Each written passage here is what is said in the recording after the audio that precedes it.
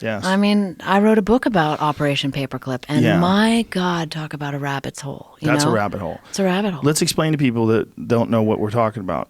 Operation Paperclip was when, after World War II, the United States gathered up a ton of scientists from Nazi Germany, brought them over to America, and even Wernher von Braun. They had Wernher von Braun run NASA. He was a Nazi, like 100% Nazi. Good friends with Hitler type Nazi. Yes, he ran a Berlin rocket factory where they hung the 5 slowest Jews.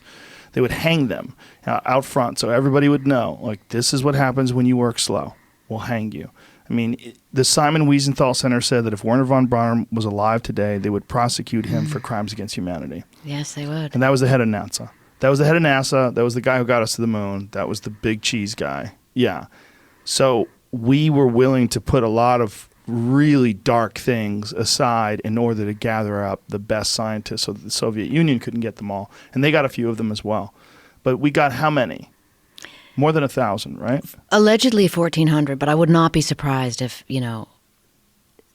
the story changes and there were more, right? Yeah. But that goes back to our discussion earlier about being in pole position. I mean, that's why we grabbed those Nazis. We were like, if we don't get them, the Russians will.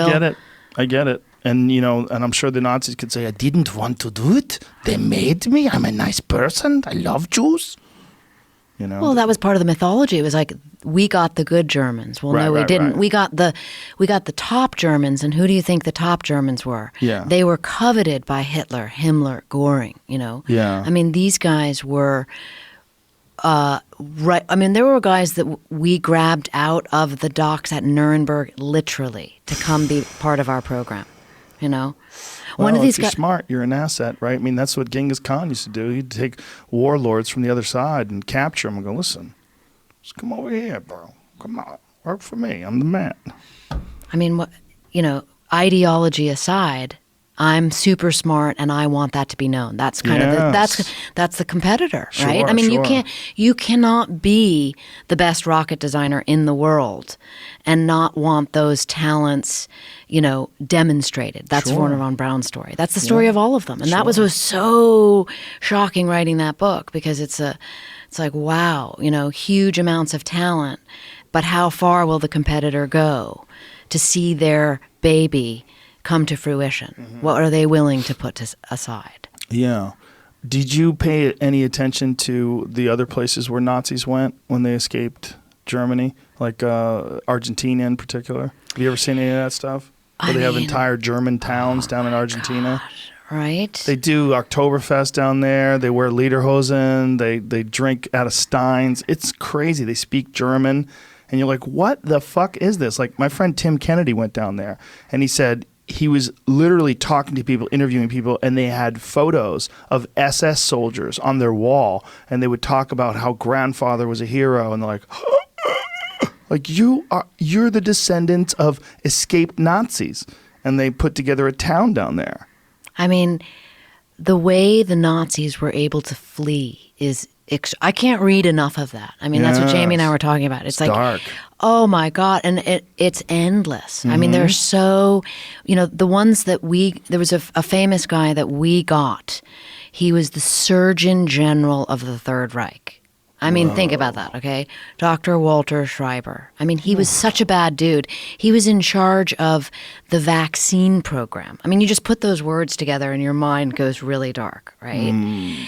But we wanted him because he was an expert in vaccines. And we brought him to the United States. He was the only Nazi I found of the ones, the paperclip scientists who came here, that was actually outed, right? He was outed as a Nazi. And that's because one of the investigators at the Nuremberg trials recognized him. Oh, Jesus.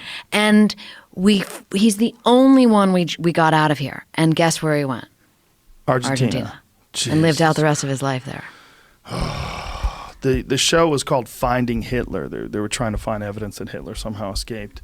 It was really a bullshit premise of the show. But what was interesting is that there were thousands and thousands of Nazis that made it to Argentina and set up shop.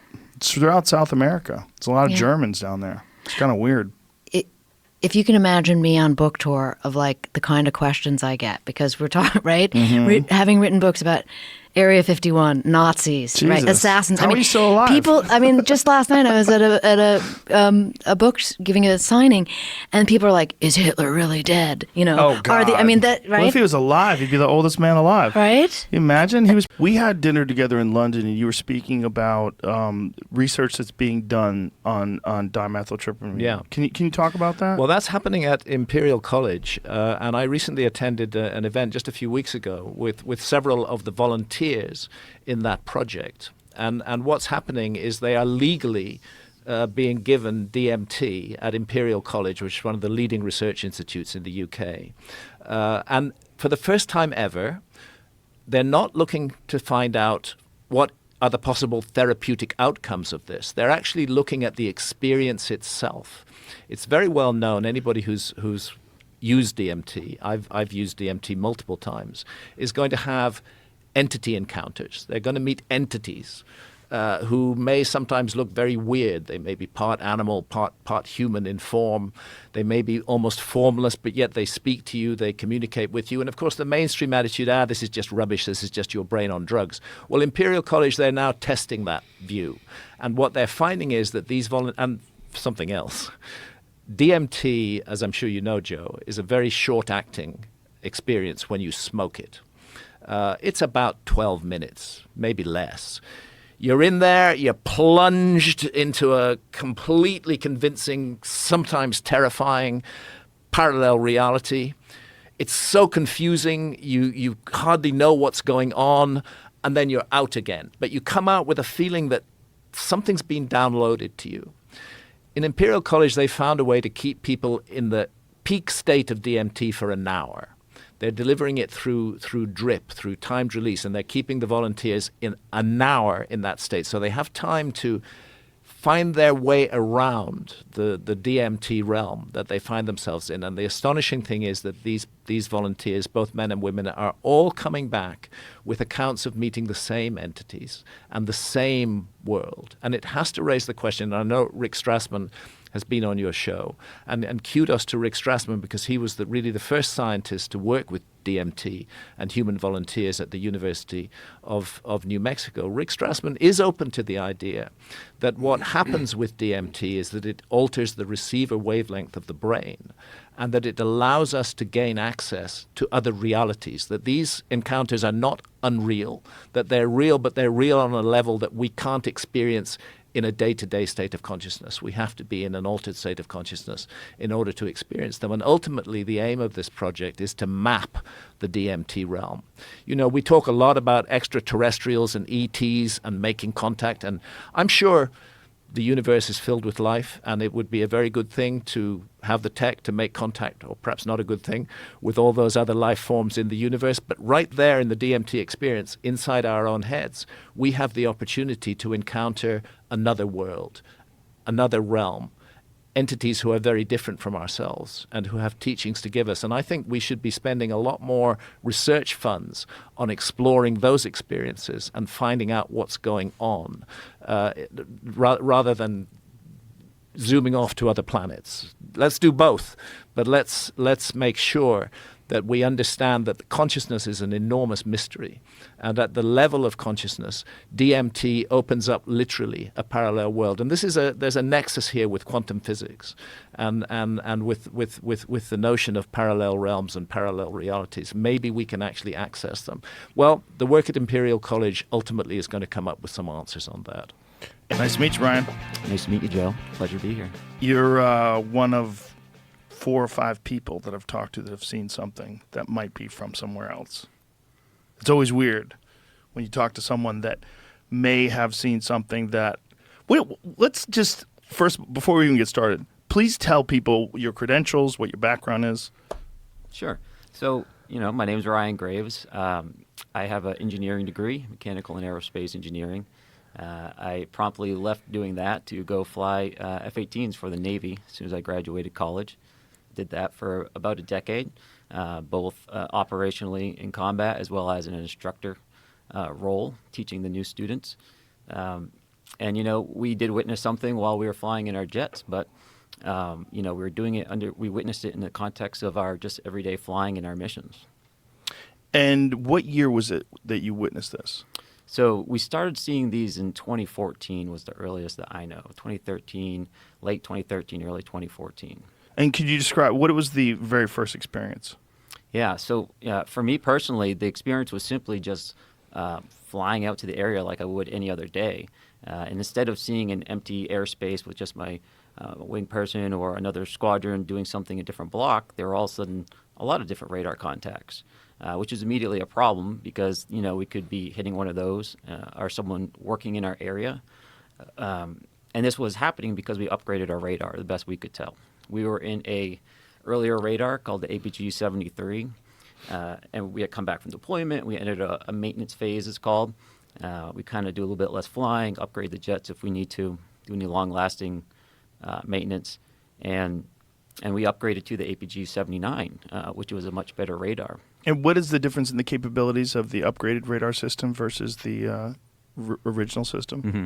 So, kind of practically speaking, it's like going from an analog TV essentially to like an OLED. It's, a digital modern tool compared to more of like an analog classical radar that has more limited range and has less ability to track multiple targets and things of that nature. So just generally speaking, we would expect to see, more objects if there were any out there or smaller objects, but there shouldn't have been any objects out there.